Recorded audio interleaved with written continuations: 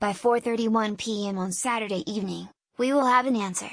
Pep Guardiola's vow to pick a much-changed side may have stolen headlines this week, before Biscuit and City's defeat to Liverpool, but Jose Mourinho also has a big decision to make, which will say a lot about his approach. If he goes with a two-man midfield, and drops Paul Pogba, Mourinho has set his stall out in a similar fashion to December's reverse fixture, when his side were overrun and bereft of creativity in midfield. If he opts for three players in the middle of the park and drops Pogba, which is no longer the unthinkable prospect it once was, Mourinho could start Scott McTominay, Ander Herrera and Nemanja Matic together. The same midfield trio which lined up in Seville in February. Another admission would be the ultimate slap in the face for Pogba, particularly after promising performances, club and country last week, and that spell on the bench may yet shake him into life. Not that Mourinho is getting too carried away. Pogba put in one of his best performances in months versus Swansea. I think Pogba, played like the team, he told reporters after the win against Swansea.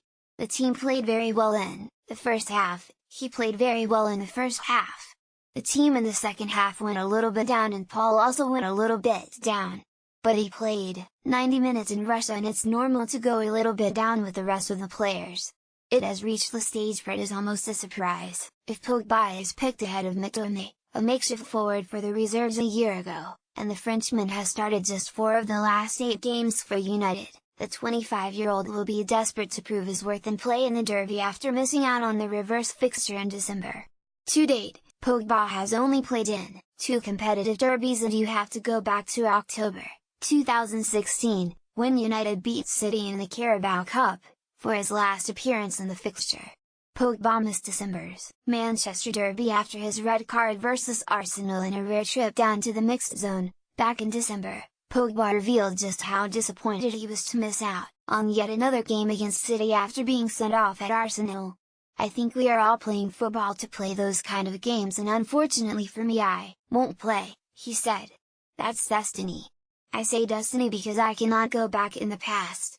You have to think about the future, the present, obviously, and then after, it's the future." Pogba's absence felt like a turning point before a ball was even kicked. The midfielder had made an impressive start to the season, having been directly involved in 9 goals up until that point, and had bounced back from a hamstring injury. Indeed, before his stamp on Hector Bellerin, Pogba had a hand in all 3 of United's goals in their clinical display at the Emirates against Arsenal, and his influential role was there for all to see in a big game, a dynamic presence setting counters into life.